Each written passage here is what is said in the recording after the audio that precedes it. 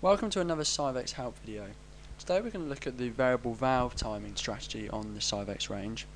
You'll find this 2/3 of the way down the Syvecs strategy tree, and you can see here we're actually open and viewing that at present. The first thing to look at when actually setting up a variable valve time system on the Syvecs is to first make it so that the actual enable engine speed is a lot higher than the actual car will be when it's just idling. The reason for this is because you first need to actually tell the Syvecs where each of the inlet and the exhaust cams are relative to the crank, and to do this you use the latch points and the offsets, which we'll go over in a minute. So the first thing to actually do is actually set the enable engine speed a lot higher than potentially you would be when you're setting this up at idle. So for example, we'll go into the enable engine speed and we're first to set this to say 5000 RPM. Next you need to actually choose the control mode in which you're going to use on the variable valve timing system. A sensible thing to do is obviously go into here and first just set it on the actual strategy you want to be using. Generally for most cars that have got more than say one tooth on the cam on each of the actual banks, you actually want to set it as a closed loop system. As long as the actual solenoid on the actual variable valve timing system allows a pulse width modulation to actually be able to change the cam angle, then this is the strategy you want to use. If it was just say a open loop and where the cam swings at a certain RPM, then the open loop PWM is what you'd use. So for this particular car we've selected the closed loop PWM, so we're just going to go over that first and then we'll look more at the open loop. So once you've set there, you'll next have the enable runtime. This basically allows the oil pressure in the VVTi system to build up first. So what you've got is, you can see that that's set at 5 seconds. So what that means is that after 5 seconds the VVTi strategy will then kick in. So once the oil pressure is built up in the actual solenoid. So the first thing to look at then is the cam angle measurements. As we talked about, this is where you define the actual points in which the ECU knows where the actual cam is relevant to the actual crank. So the first thing to do then is look at say VVTi inlet angle latch point 1. What this basically is you can actually come into here and define the points of where the Syvecs will actually be listening or looking for the actual teeth to first start off working out relatively where the actual cam is. The way you know how to define this is roughly to look at the VVTi, say for this particular car, VVTi 1 in RAW. So there's two ways you can do this. You can either scroll over to the monitoring item over here and double click it, or you can actually open a particular gauge if you want to view it as a trace.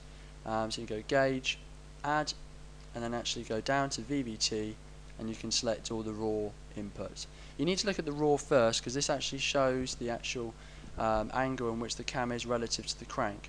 So what you want to do first is select that and probably log it at a very slow rate, so that obviously you can actually see the points in which the cam is passing. So you can change the actual frequency speed by literally going to change frequency, and generally anything below 5 Hz is close enough to be able to view where the actual angles are.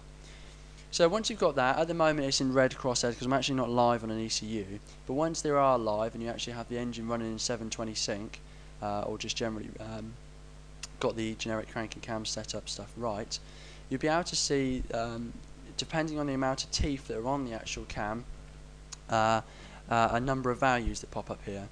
Now the first thing you need to do is actually tell the ECU to latch onto these values. So generally we like to suggest that you actually latch onto these points 90 degrees actually after where they're actually occurring on the VVTi cam in RAW, to allow for any cam swing, so that when the VVTi system kicks in you're not going to actually over the actual offset, it's not going to go too far over the actual latch point.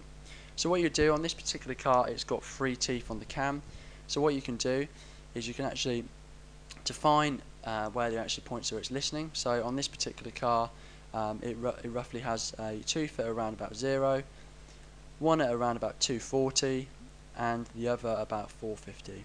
So what we've done is 90 degrees after, we've actually gone in, selected a point to where it's a latch onto. Once you've got those defined, you actually then start to see the actual VVTi and raw values will slightly have changed. Okay. Once they've actually changed, then what you need to do now is actually type those values into the offset points of the actual calibration. So just to show you what I mean by this, once you've actually set the latch points up, your VVTI in raw values at the bottom here will change. What you need to do then is go back to the latch offset and make a note of where the actual points where you're latching on are actually at what degrees. So make a note that you've actually got it there at 90, there at 300 and there at 540. You then go into here and then you can say, okay, at 90 you've got the actual VVT1 in raw is at 49. So the three numbers that will be present that actually get displayed here, they will all be pretty close to the points where you've actually latched on. But what you need to do is you actually need to type in the offset of actually on the point where it's latching, so the ECU knows exactly where the cam is. So for this particular car, the VVT1 in raw at 90, around that area was at 49. So you punch that in at 49 on the 90-degree angle. The next one, if we go back, was at 300. So you'd go to 300. In here, you'd punch in the offset which you would see there. So for example, it would be say 282. So pop in there, 282.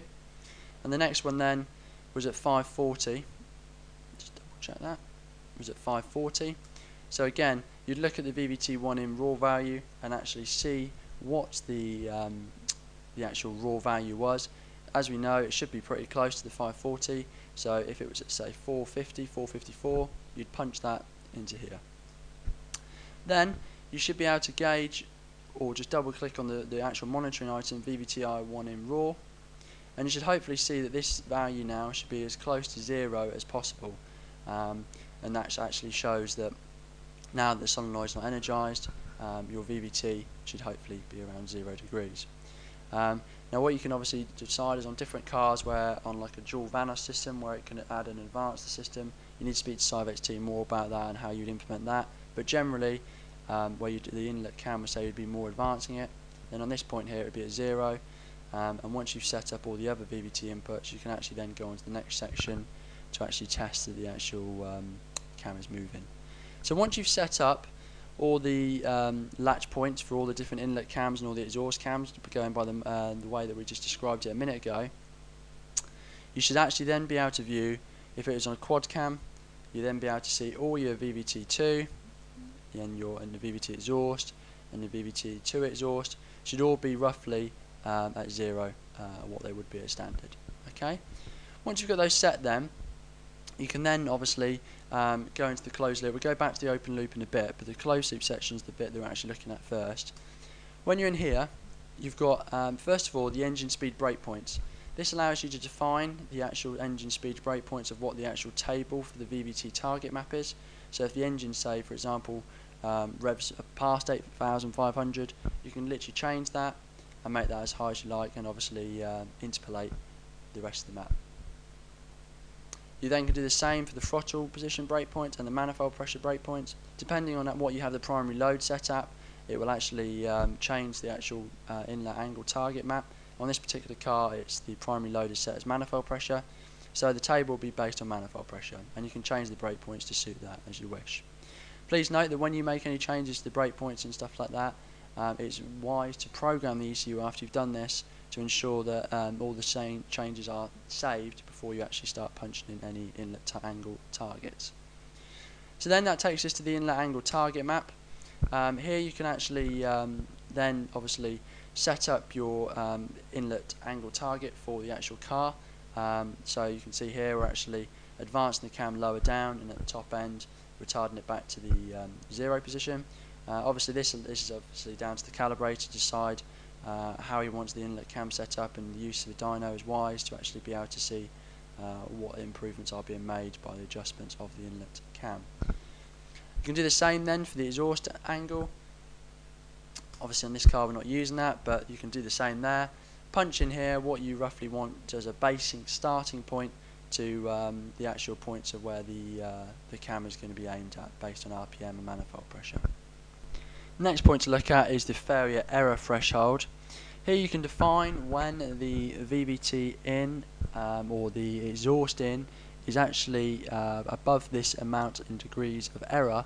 So for example, if you were targeting 30 degrees and it was only making 5 degrees of error, then the failure error threshold will be breached, and it is based on this on a time. So if the actual threshold is out for a set of 2000 milliseconds, then the VVTi system will actually go back to off, or to open loop if you're using the closed loop system. So make sure your open loop settings are right, and you're not going to be suddenly targeting loads of inlet or 100% duty on either any of the settings on there. So basically the reason you've got the error time is that some VVT systems are slightly lazy in the solenoid, so it takes a little bit longer for them actually to make the target you're after. So basically you can define this to actually make sure that there's sometimes it doesn't actually clip into the error and shut the VVT down. The next section you've got then is the PWM. This is where you can define all your the PID strategy for the way that the VVTi system works. You can obviously first of all define your angle error breakpoints for the PID system. The first thing obviously then to look at is to help the system is to really generally just make all the actual PID the proportional integer tables and all that to 0, and actually start by using the inlet base duty table to actually help out the closed loop system so that the it doesn't have to work so hard. So you can see here on this this base duty map here, obviously where we're targeting more inlet advanced low down, you can see the duty is higher there, and then you can see it ramps off. Just a basic base duty table just to try and help out. It's worth doing that, doing a couple of runs with the closed loop, all the integers and the PI all set to 0, and just using the actual base duty table just to try and help the system as much as possible. Once you've got that roughly scoped out, then yeah, you can turn all the actual put all the PID to as you wish, or speak to the Syvecs team for some basic cal files to help with this, and then that should definitely get you going. Do the same for the exhaust. If you're using the exhaust cam section, do the same for that, and again then you can define all your the PI strategies after that. The next thing obviously down here is the control valves. So you've got the PWM frequency in which the solenoid work at. Generally they tend to work at around between 300 to 500 Hertz, but the best thing to do is obviously try and find out off the manufacturer what the frequency of the solenoid is. If not, then you can actually play around with this frequency to actually define on the bench when the solenoid works at its best. But generally they tend to work quite fast at around about 300 to 500 Hertz. You can then define the actual inlet 1, 2 and exhaust 1 and 2 drive direction. So basically whether it's a normal, so that when the actual 100% duty it's actually opening the actual solenoid in terms of the always. If it's the other way around, then you can invert it so that when it's at 100% duty on the phase, it will actually be closed. So you can change all that to suit the actual engine that's on the car. So once you've set up that, now the open loop strategy is fairly simple. Basically you can define your the actual duty that's been applied on the PWM to the solenoid based on 2 points. So you have an inlet switch over engine speed. So on here you can actually define in which, say if you're using the VTEC system, you can actually define at a set engine speed the solenoid would switch over, and then you can define that to be, so at low engine speed you want it to be 0% duty, and then at high you'd put in there 100. You can do that, obviously because we're using the closed loop system, we want this to constantly be at 0, so in the event of the actual closed loop system failing and going back to the open loop, it's not suddenly going to be swinging the cam fully open for any reason. Okay, but if you're using a VTEC system, this is the way you'd set it up. Well, hopefully this has been to some use. Any further questions, you can contact the Syvecs help team, either Pat or Ryan at syvecs.co.uk. Thanks for listening.